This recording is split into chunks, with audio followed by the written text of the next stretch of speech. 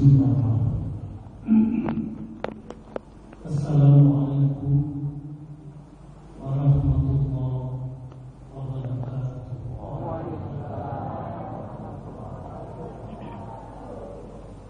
Alhamdulillah, alhamdulillahilladzi hadana li hadza wa ma kunna linahtadiya laula an hadana Allah.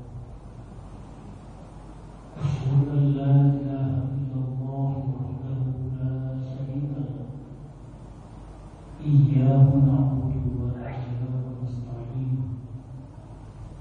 Wa asyhadu anna Muhammadan 'abduhu wa rasuluhu khairul hadi ila tariqil qadim.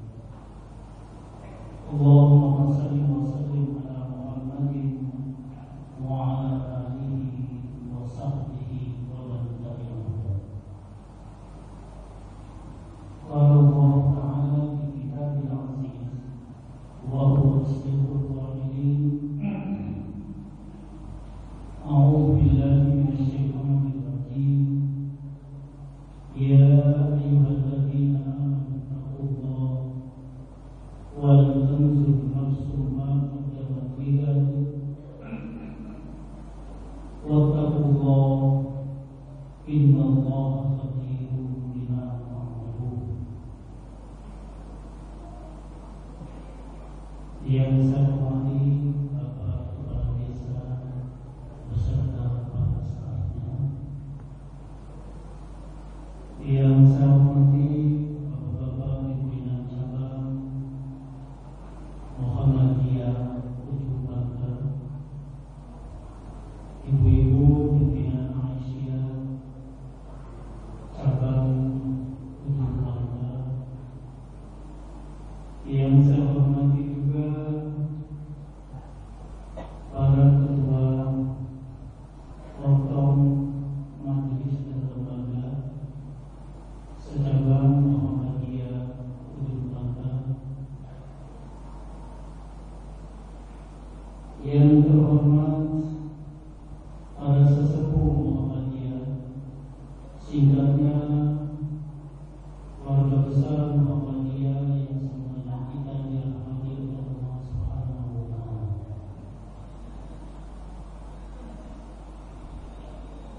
Pertama-tama izinkanlah saya bersama para jemaah semuanya untuk terus memanjatkan puji syukur kepada Allah Subhanahu wa Ta'ala, karena kita sadar bahwa keberadaan kita di hari ini dan di majelis yang terhormat ini dalam rangka mengkaji bagian-bagian dari ajaran Islam semuanya karena rahmat berupa kesempatan dan kesehatan dari Allah Subhanahu wa Ta'ala.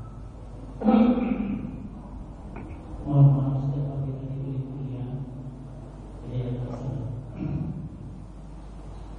Sungguh demikian kita juga menyadari bahwa banyak di antara saudara-saudara kita, andai orang kita dan adik kerabat kita yang pada hari ini sedang mendapat ujian dan cobaan dari Allah Subhanahu wa Ta'ala,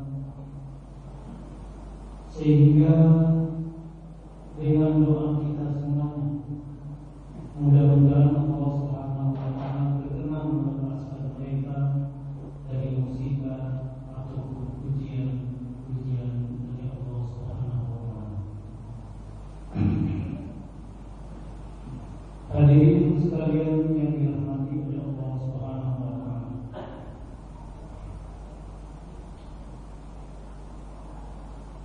pada tahun 1434 Hijriah saat ini kita telah melampaui perjuangan besar yang dilakukan oleh Muhammadiyah sejak masa tahun 1912 awal berdirinya hingga saat ini.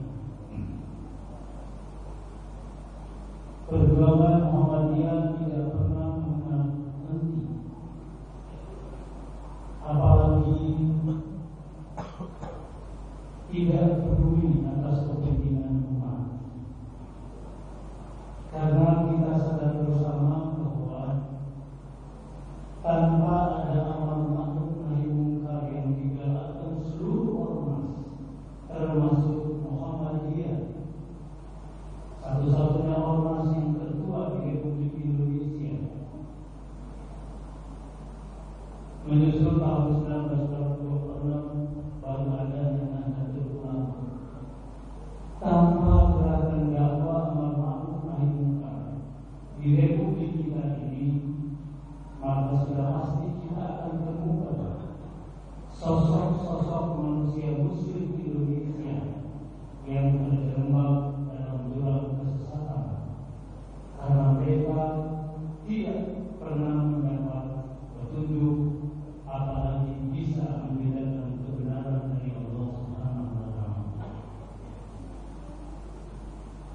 Hadirin sekalian yang dirahmati oleh Allah Subhanahu wa Ta'ala,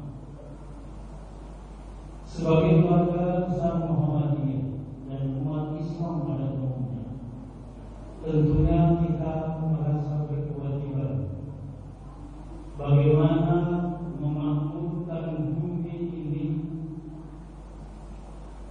sesuai dengan seluruh potensi dan kemampuan yang kita miliki, sehingga bumi yang dimakmurkan ini juga dihuni para hamba-hamba Allah yang setiap saat selalu bersyukur seraya mengabaikan sikap kufur kepada Allah Subhanahu wa Ta'ala. Karena itu, pengajian saya pada malam hari ini kalau boleh disebut judulnya adalah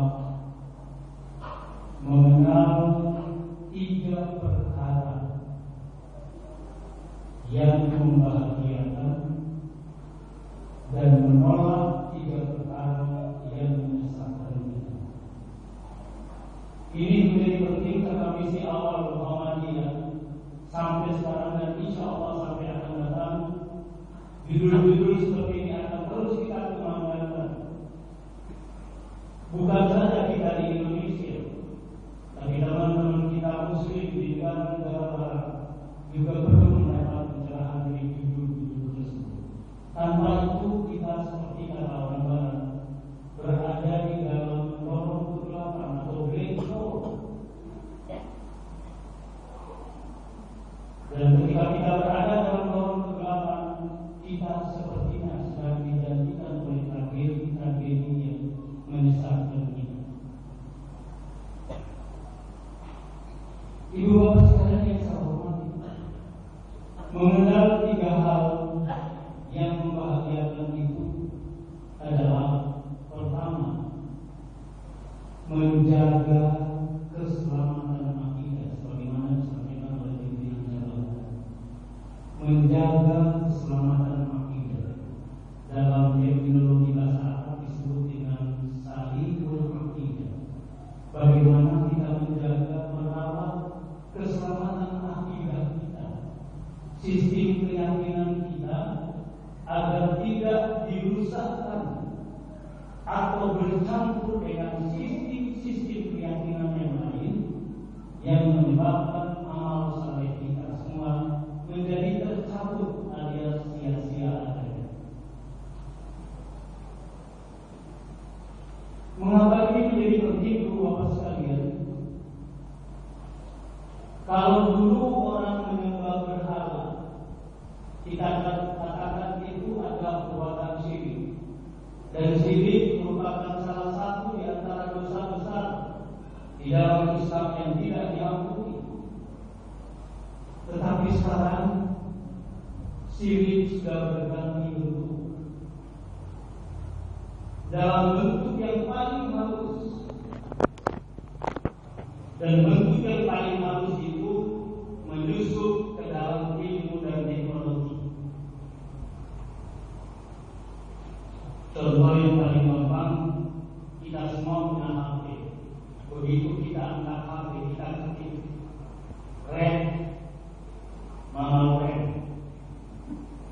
tanya nasib anak kita, tanya jodoh kita, tanya segala macam urusan kita. Ketika kita kirim ke mana saat perjalanan firman itu, maka saat itu juga amal saleh kita oleh Allah dinyatakan sia-sia dan kita tergolong orang-orang yang merugi. Mari kita berdoa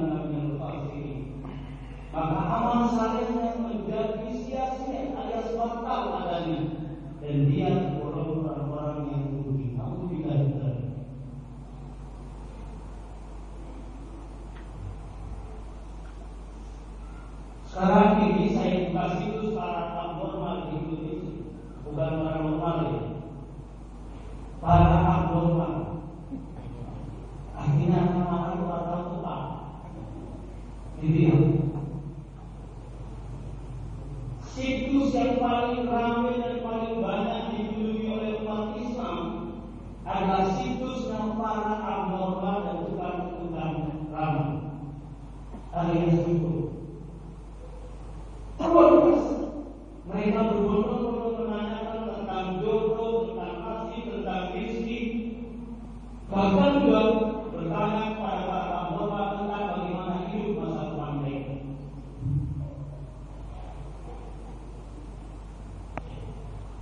Mudah-mudahan warga besar Muhammadiyah tidak ikut bertanya dan tidak ikut memenuhi situs para abnormal di Indonesia.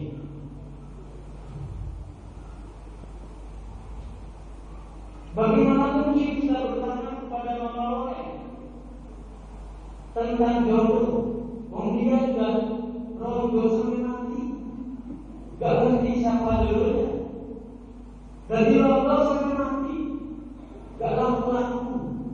Giliran kita yang bertanya tentang jodoh kepada dia.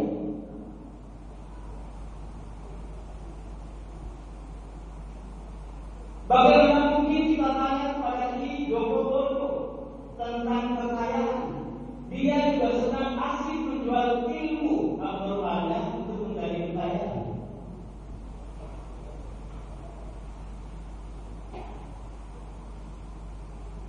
Nah, bentuk syirik seperti ini sangat luar biasa berbahaya karena masuk melalui teknologi yang paling sederhana. Ketika para abnormal ini sangat berbahaya. Kita semuanya tentu mempunyai keinginan yang tidak dapat bahwa hidup kita ini menjadi manusia yang berguna. Dan kalau kita sudah beramal, maka kita menginginkan amal kita ini semuanya diterima oleh Allah Subhanahu wa Ta'ala. Itu sesuatu yang bagus dengan syarat sepanjang kita tidak bersirik kepada Allah Subhanahu wa Ta'ala, baik sirik secara nyata maupun sirik melalui ilmu pengetahuan dan teknologi.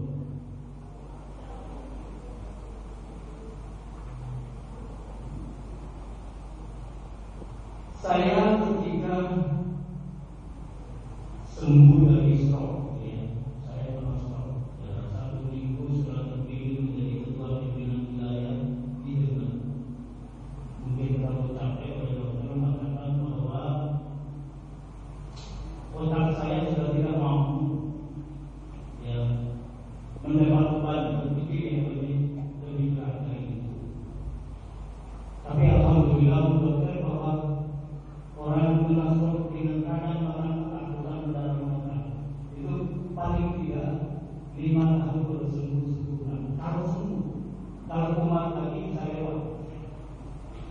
Tapi subhanallah, saya cuma 3 bulan 17 hari di rumah sakit, keluar di rumah 3 bulan, subhanallah kembali pulih kembali. Banyak orang yang mencurigai saya, jangan-jangan faktor itu punya dukun. Karena ini di luar dari kelasiman medik, di luar dari kebiasaan pengalaman diri medik. Saya bilang dukun saya warga besar Muhammadiyah se-Indonesia, bukan se-Jawa Timur. Insya Allah di antara mereka ada yang berdoa, mungkin satu di antara mereka berdoa dan doanya dijawab oleh Allah Subhanahu wa Ta'ala. Kenapa kita minta kepada dukun? Dia tidak mampu menyelamatkan dirinya sendiri. Gimana mungkin dia akan menyelamatkan orang lain? Kenapa kita tidak komitmen ingin menyatakan janji kita kepada Allah? Setiap ayat yang kita baca dalam surat Al-Fatihah, Iyyaka na'budu wa iyyaka nasta'in. Saya sesudah saya sembuh, datang seorang dari Pasuruan dengan jubah yang agak tebal, jubah hijau, jubah sedikit jenggotan, dia sedikit jenggotan yang sudah putih gitu ya.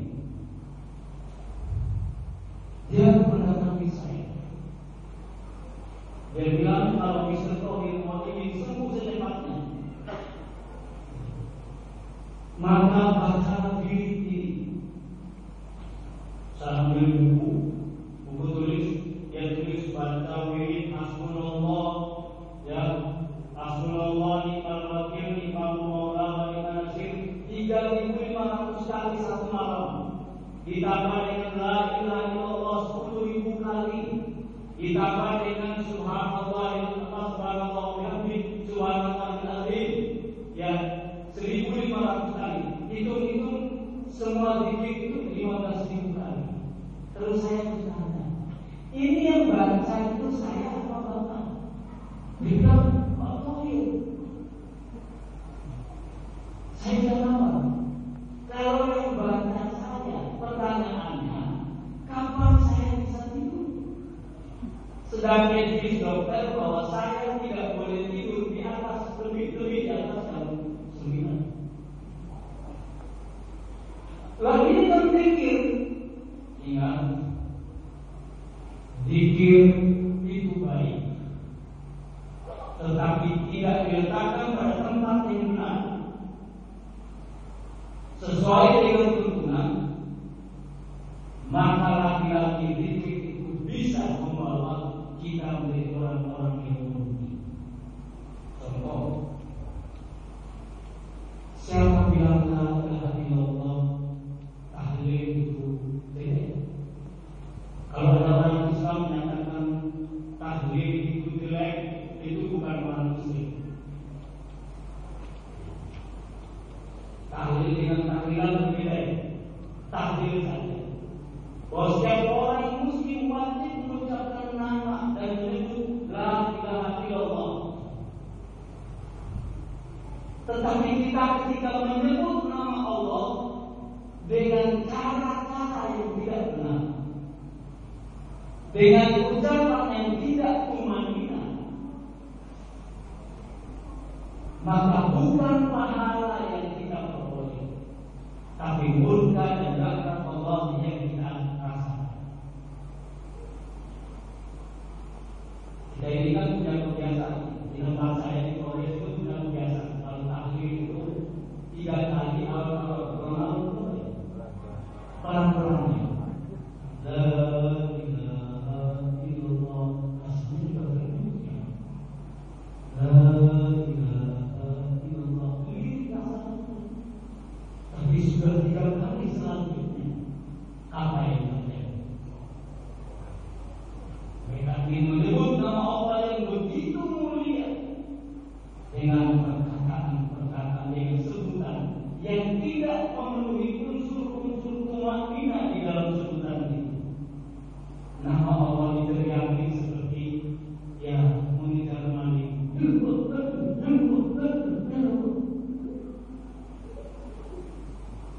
Ini satu contoh yang sederhana. Padahal Rasulullah ketika menyebut la ilaha illallah, kata istrinya Aisyah itu, beliau menyebut nama la ilaha illallah terasa buat Aisyah seperti dia sedang memasak gandum di dapurnya. Antara air mau kering, mau apa ya? Saya dalam dapur tidak tahu ya. Jadi nasinya mau apa ya? Mau makan itu bunyinya artinya menangis menyebut nama la ilaha illallah, mengenang kebesaran Allah Subhanahu wa taala, mengenang betapa besar rahmat dan pertolongan Allah pada diri beliau sambil menangis. Itulah zikir yang membawa rahmat, itulah zikir yang mengundang kebahagiaan, itulah zikir yang dapat menyelamatkan kita di dunia ini dan hari akhir nanti. Nabi saja menyebut nama la ilaha illallah sampai menangis, tapi kita kan berbeda, ya. Apalagi zikir kemudian ya dan sudah ada, kadang-kadang juga lewat tol gitu.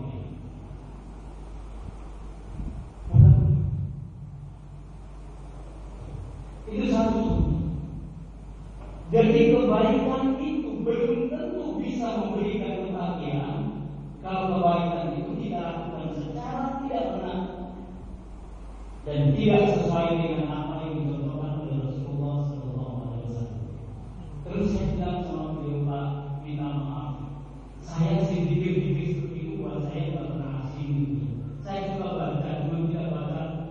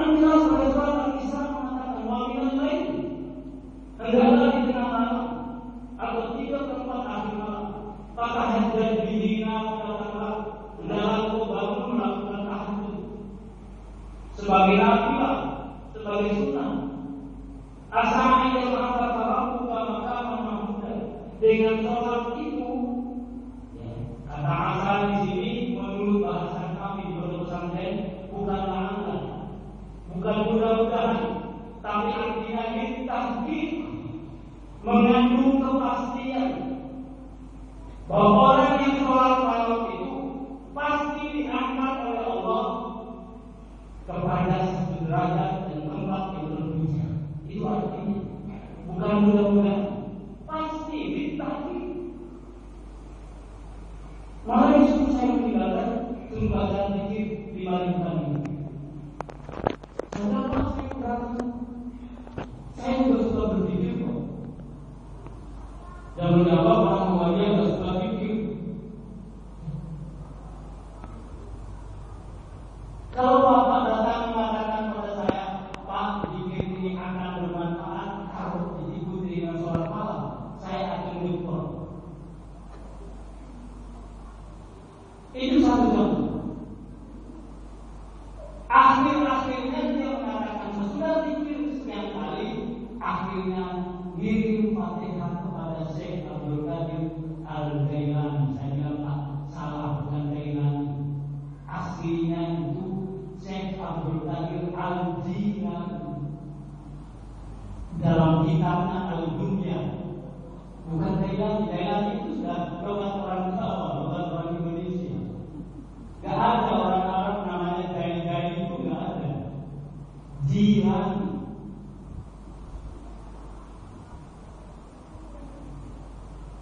Itu satu contoh. Jadi akidah kita ini wajib kita selamatkan dari berbagai bentuk syirik, baik nyata maupun lewat ilmu pengetahuan dan teknologi.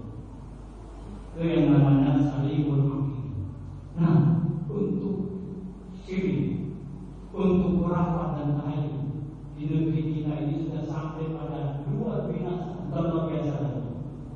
Syirik, khurafat dan tahyul di negeri kita ini sudah sampai pada tingkat luar binasa. Artinya apa? Orang lebih cenderung menggunakan dukun daripada dokter. Orang lebih suka meminta ramal nasib apa? Meminta ramal nasibnya kepada para abnormal daripada memohon petunjuk kepada Allah Subhanahu wa Ta'ala.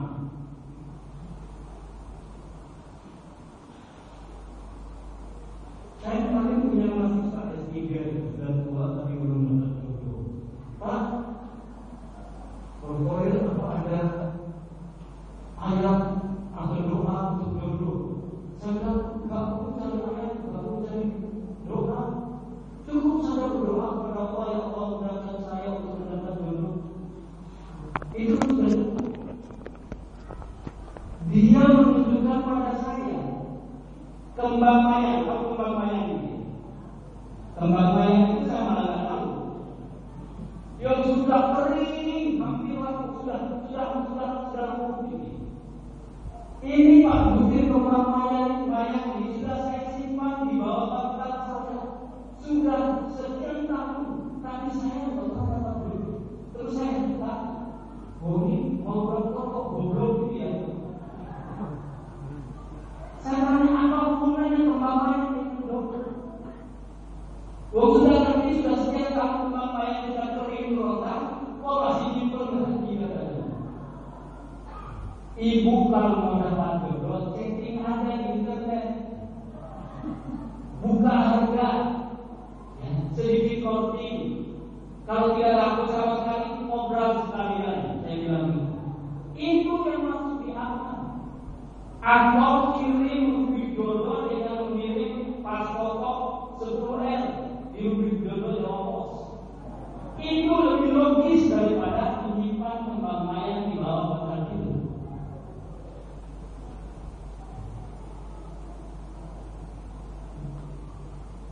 Saya bilang, Bu, hati-hati lu, nanti ibu dokter, malah orang lain tak berani, laki-laki lain tak berani. Apalagi cuma kayak satu apakah sekolah, insya Allah tak berani di dunia.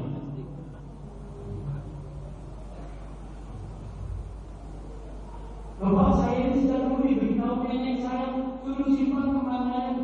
Saya bilang, terus kamu sudah lakukan. Tapi kan sampai hari ini tidak pernah dapat jodoh.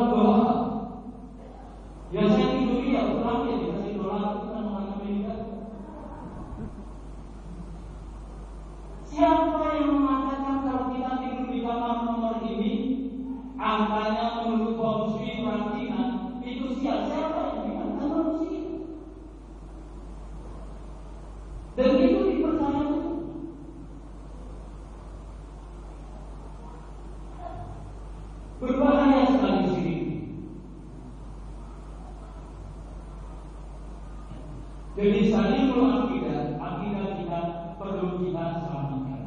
Salah satu dari tujuan gerakan Islam dakwah amal ma'ruf dan tadbir yang bersumber dari Quran dan Sunnah yang dilakukan oleh Muhammadiyah mulai awal sekarang sampai akan datang adalah gerakan membersihkan akidah umat Islam dari bahaya syirik, khurafat dan takyid.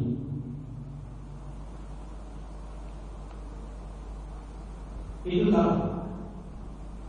Yang kedua, selain kita menjaga akidah kita atau salimul akidah, maka yang kedua adalah kita melakukan gerakan namanya sahihul ibadah. Ini penting. Kalau akidah kita sudah bersih dari khurafat dan tahayul, maka langkah kedua yang harus kita pastikan dan harus kita miliki adalah sahihul ibadah. Bagaimana beribadah yang benar? Seperti apa beribadah yang benar itu? Ibadah yang sesuai dengan tuntunan Allah dan Rasulullah Sallallahu Alaihi Wasallam. Dalam sebuah hadis riwayat Muslim, Rasulullah bersabda, "Man 'amila 'amalan laisa 'alaihi amruna fahuwa rad." Barang siapa yang mengamalkan satu ilmu di mana ilmu itu tidak kami contohkan, tidak kami perintahkan, maka amal itu akan tertolak padanya. Nauzubillah min dzalik. Kalau kita beribadah, maka ibadah kita harus sesuai dengan contoh yang telah ditetapkan oleh Allah dan telah ditetapkan oleh Rasulullah Sallallahu Alaihi Wasallam. Banyak orang yang memusuhi Muhammadiyah sehingga keliru mas. Muhammadiyah itu mengusung ide besar gerakan kembali kepada Quran dan Sunnah sebagai konsekuensi logis atas keberadaan kita sebagai orang Muslim. Dan orang Muslim kalau tidak kembali kepada Quran dan Sunnah mau mana?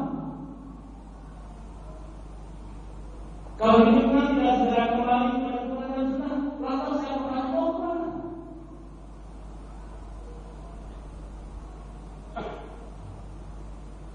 Jadi akidah kita, ibadah kita harus benar, harus optimal. Nah, berbicara tentang ibadah yang benar itu semua ibadah yang benar itu adalah ada takarannya, ada tuntunannya dari Allah dan Rasulullah Sallallahu Alaihi Wasallam. Contoh ini kita pakai contoh yang sederhana. Saya kalau tadi seperti saya seorang maghrib juga ya, di sebuah masjid ini. Begitu imam bilang sami Allahu liman hamidah, di belakang mereka juga kami mengucapkan, para makmumnya mengucapkan sami Allahu liman hamidah.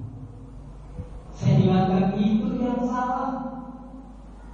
Kita mengucapkan sami Allahu liman hamidah ketika kita sholat munfaridan atau sholat sendiri. Ketika kita berjamaah berlaku hadis Rasulullah Sallallahu Alaihi Wasallam. Idh yaqulul imam sami Allahu liman hamidah faqulu. Ketika imam sudah mengucapkan sami Allahu liman hamidah, maka katakan wahai para makmum, Rabbana wa lakal hamd. Khusus dalam sholat berjamaah. Itu ibadah yang benar. Bukan persoalan Muhammadiyah.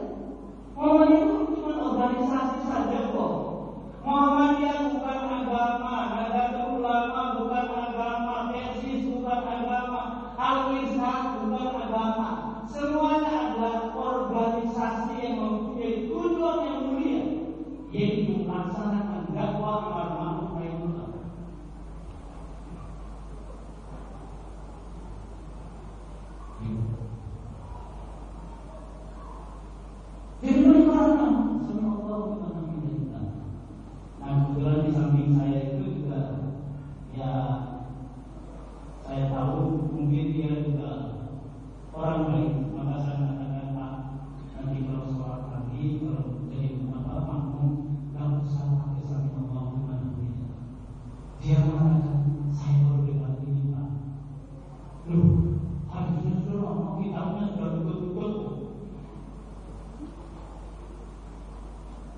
Kalau kita sholat berjamaah ada tuntunan berjamaah. Nabi mengatakan imam itu seperti panglima. Sama dengan seorang panglima yang memerintah prajuritnya hadap serong kanan, maka yang dilakukan adalah gerakan hadap serong kanan. Bukan dia juga mengucapkan hadap serong kanan. Ketika panglimanya mengatakan hadap serong kanan, kemudian prajuritnya juga bilang hadap serong kanan, bisa dimana yang bisa oleh panglima. Yang jadi panglima, yang jadi komando, tak saya apa kamu? Kalau begitu, itu contoh yang sederhana. Dan oleh karena itu kalau saya jadi imam, saya memang bukan nggak mau, saya hati-hati sekali untuk membaca ya Quran pada surat Al-A'la. Kita suka Yusuf gitu ya. Inna hadza fi suhil ula suhil Ibrahim wa Musa dikatakan alaihi salam. Ini kan nambah satu ayat. Tidak ada contoh di dalam ini.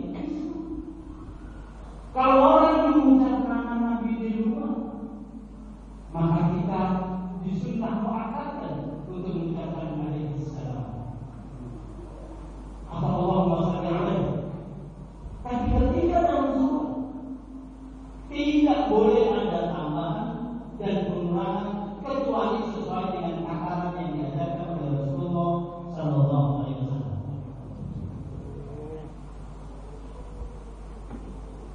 Jadi perlu saling untuk ibadah. Dan sampai jam berapa ini? Ini baru buka. Wah, saya baru makan ini sudah agak kenyang sedikit. Jadi saling mengakidah kita jaga betul. Kemudian yang kedua saling beribadah. Kita jaga ibadah kita jangan sampai terkontaminasi, jangan sampai bercampur dengan perkara-perkara bid'ah alias perkara-perkara yang tidak ada contohnya dari Rasulullah Sallallahu Alaihi Wasallam. Yang ketiga yang penting adalah selain sahih ibadah, yang ketiga adalah al-akhlaqul Islam fil ijtimaiyah. Bagaimana kita membentuk diri kita menjadi orang yang memiliki akhlak mulia dalam hidup bermasyarakat. Bagaimana kita mengembangkan etika atau akhlak mulia itu dalam hidup bermasyarakat.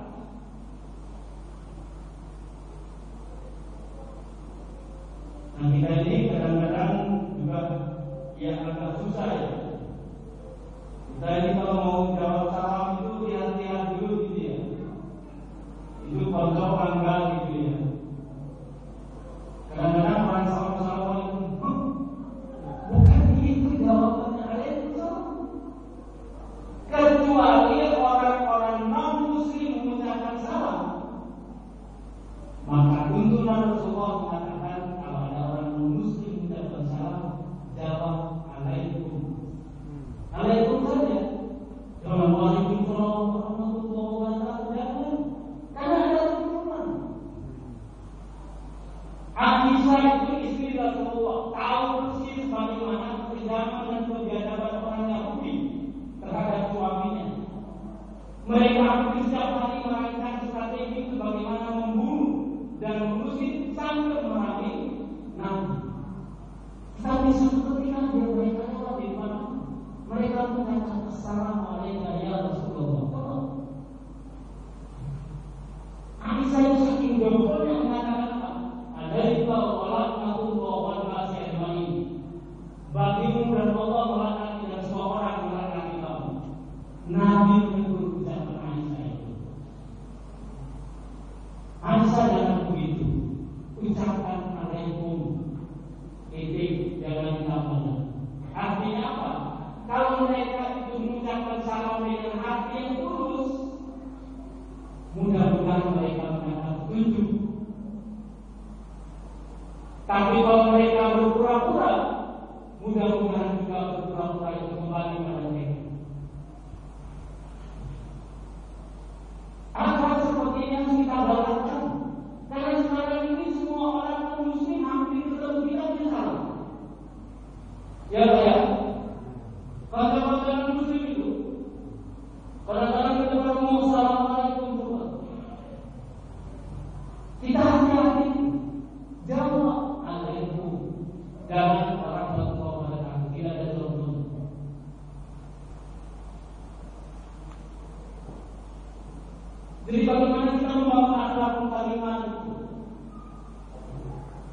tanpa menyakiti perasaan mereka saat kita menegakkan kebenaran agama kita di tengah-tengah mereka. Saya juga itu adalah profesor yang bukan muslim. Tiap kali rapat, membuka rapat, pakai salam, pakai salam, assalamualaikum warahmatullahi wabarakatuh. Kemudian ngomongnya ya salam sejahtera. Kemudian om swastiastu, bukan om. Ya, semua dia pakai. Kata salam ini satu perkataan yang mengandung doa untuk semua kesempatan waktu maupun tempat. Jadi kalau salam sudah tidak banyak, nggak usah pakai salam sejahtera lagi. Ngapain? Selamat pagi itu pagi yang selamat. Insya Allah kita bisa celaka. Tapi assalamualaikum, mudah-mudahan keselamatan dan kebahagiaan bersama kami. Ini perlu kita lakukan. Dan adat orang timur, menurut kajian sosiologi, kita ini saking terposiro, atau terposiro ya. Terposiro itu kalau bahasa ilmiahnya toleransi.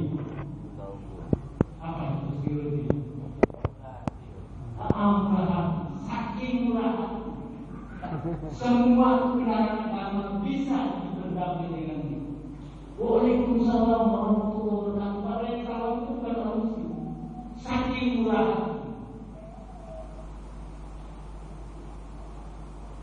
Kita tahu bahwa kita ingin memiliki akidah yang sama atau menyamakan akidah kita, ibadah kita yang sama, tapi tidak kalah pentingnya bahwa kita hidup dalam masyarakat, maka kita diminta untuk menegakkan akhlak karimah dalam hidup masyarakat sesuai dengan tuntunan Rasulullah SAW. Nah, tiga hal ini kalau kita lakukan dalam hidup kita, janji kebahagiaan pasti kita peroleh dari itu janji dari Allah Subhanahu wa Ta'ala. Nah, agar menjaga tiga hal ini menjadi milik kita, maka kita juga wajib menjaga diri kita dari tiga perkara yang menyesatkan kita. Tiga perkara itu pertama kufur. Ibu bapak sekalian, kata kufur ini berbeda dengan kata kafir. Kalau kafir itu artinya ya orang kafir. Ya alladzina kafaru gitu ya. Orang mulia adalah kafirun, orang kafir. Tapi kata kufur ini boleh jadi orang beriman, orang muslim bisa jadi kufur. Di antaranya Nabi pernah mengatakan kufurun nikmat, kufur dan nikmat, yaitu mengingkari nikmat yang diberikan oleh Allah kepadanya. Apa saja sih nikmat itu? Yang paling penting dengan kita adalah nikmat sehat. Ya, nikmat sehat, nikmat sempat. Ketika kita sehat, kita tidak beribadah, kita sudah masuk dalam kelompok orang yang disebut dengan kufrun nikmat. Kufur.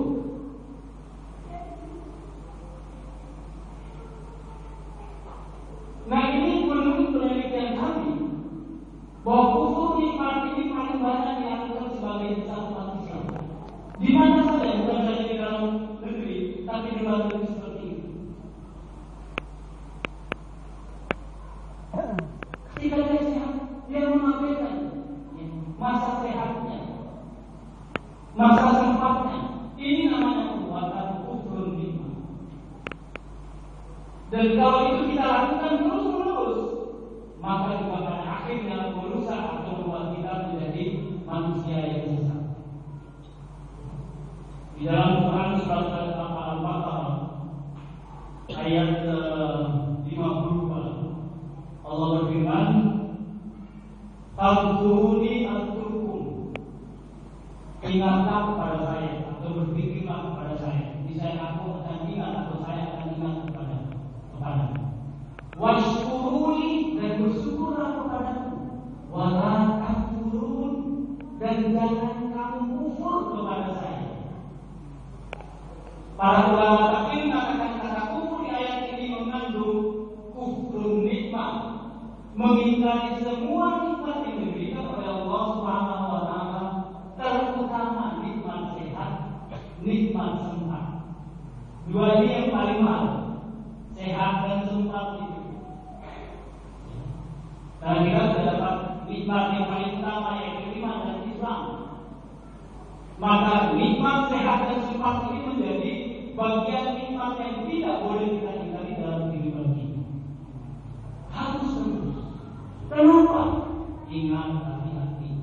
Ayat yang sering dibacakan oleh para ustaz kita di atas mimbar pada Quran surat Ali Imran ayat 102 itu perlu kita baca dan kita kaji berulang-ulang sampai memahami betul dan melaksanakan isyarat dari ayat itu. Ya ayyuhalladzina amanu taqullah, wahai orang-orang yang beriman. Ya ayyuhalladzina amanu, hai orang-orang yang beriman. Ittaqullaha haqqa tuqatih. Bertakwalah kamu pada Allah dengan takwa yang sesungguh-sungguhnya. Wa la tamutunna illa wa antum muslimun. Dan jangan dulu kamu mati sebelum kamu menjadi orang yang benar-benar berserah diri kepadanya. Kata jangan dulu kamu mati artinya manfaatkan nikmat waktu atau nikmat sempat itu sebaik-baiknya untuk bertakwa kepada Allah Subhanahu wa taala.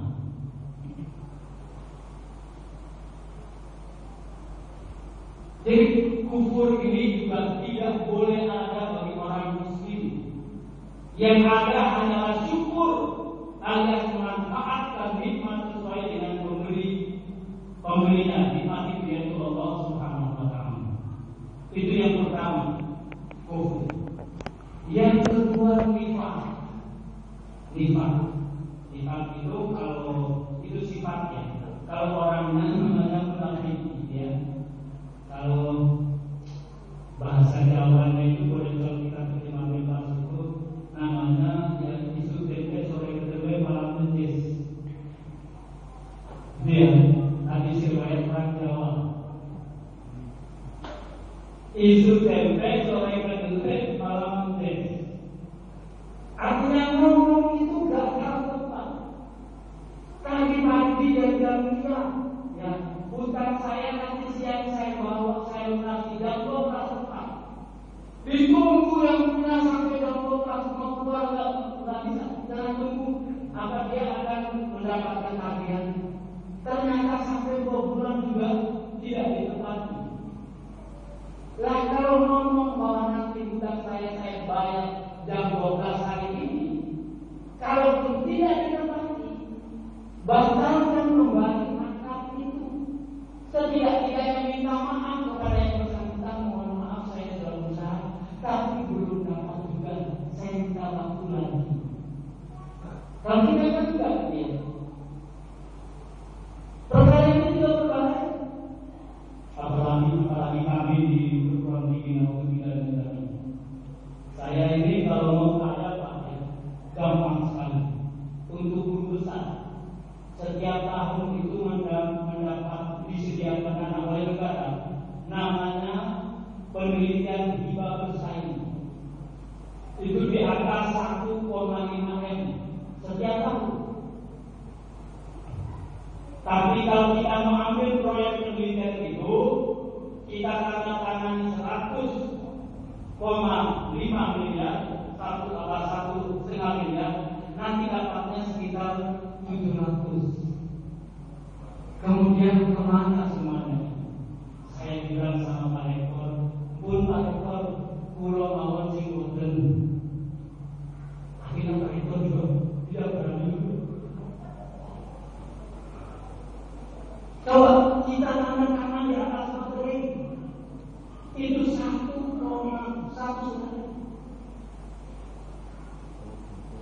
Tapi dapat giliran dapat sekitar 800 juta. Coba. Kalau ini saya katakan bagi saya juga membuka peluang untuk mereka korupsi. Kalau mereka korupsi berarti saya juga ikut dapat lagi bagian. Ini kan perbuatan riba. Tanda tangan 1,5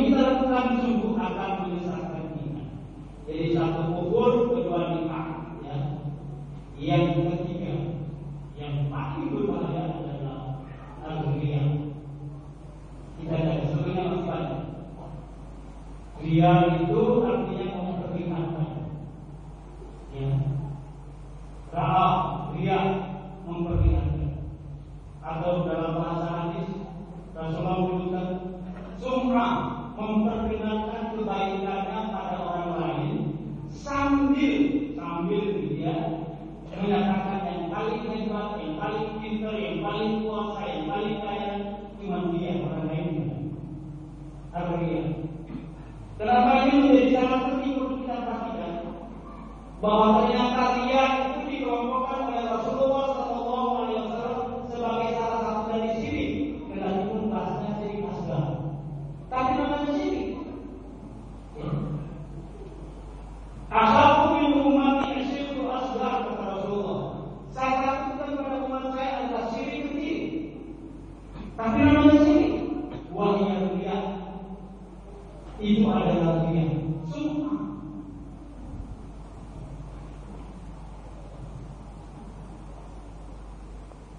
Begitu mereka berbuat baik, tapi tujuan kebaikannya itu diperdengarkan. Saya sering tidak dengan pendapat dengan anggota dewan itu, saya bilang bapak-bapak hebat, kalau berbuat sesuatu yang ikhlas, jangan pernah mau memilih terus membantu, gitu ya. Setelah mau pilu membantu, kemudian setelah bantu tulis di badan ini besar-besar, ini bantuan si fulan.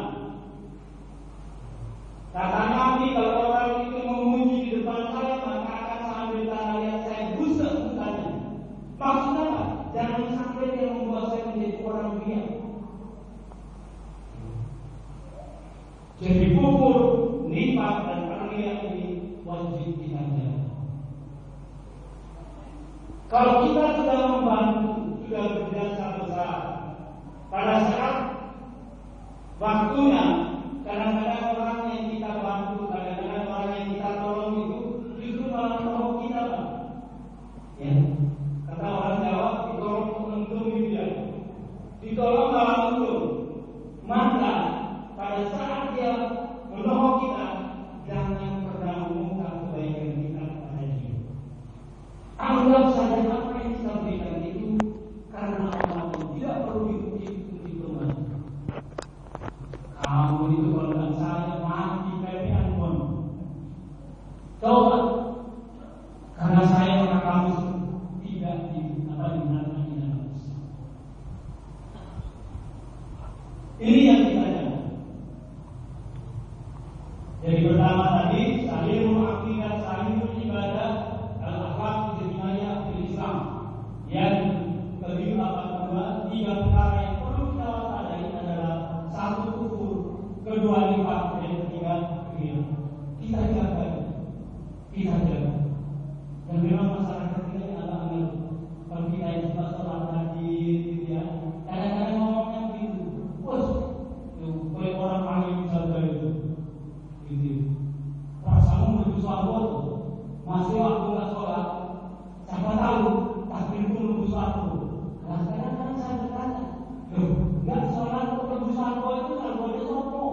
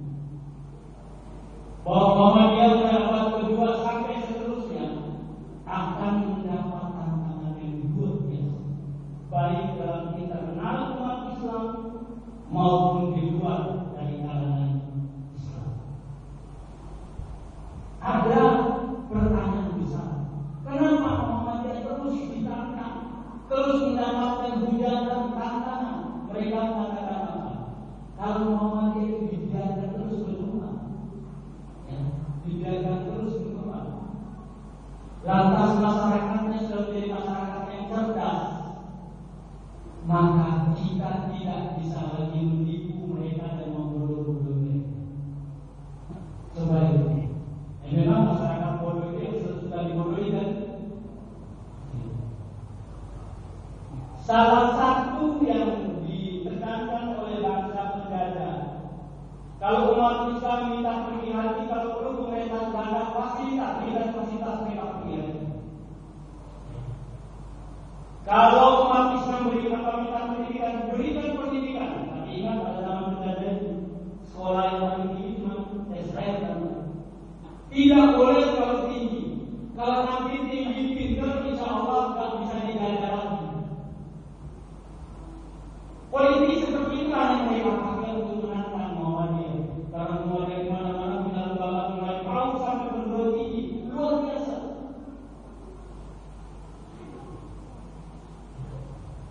Nah, saya kadang-kadang juga harus berpikir, kenapa tuh Pak? Ya, sama orang kafir orang Muslim sama orang yang Islam berbeda organisasi kok Muslim itu kenapa tuh Pak? Ada apa? Kok kita nanti masuk surga itu atau nanti ke hadapan Allah? Enggak ada. Surga ini milik orang Muhammadiyah. Surga ini milik orang Nahdlatul Ulama. Surga ini milik orang PES. Enggak ada. Surga itu hanya milik manusia yang muttaqin, orang-orang yang bertakwa kepada Allah Subhanahu wa taala. Siapapun yang apapun organisasinya, asal dia bertakwa, berakidah yang benar, beribadah yang benar, berakhlak yang benar, dia bertakwa, dia pasti menghuni surga. Tapi untuk memperjuangkan supaya ada proyek-proyek kemanusiaan, kita butuh hadirnya Muhammadiyah pada tahun 1912. Sesudah itu muncul Nahdlatul Ulama pada tahun 1926. Kita bersyukur waktu itu, kalau saja tidak ada Muhammadiyah tahun 1912. Dan kalau saya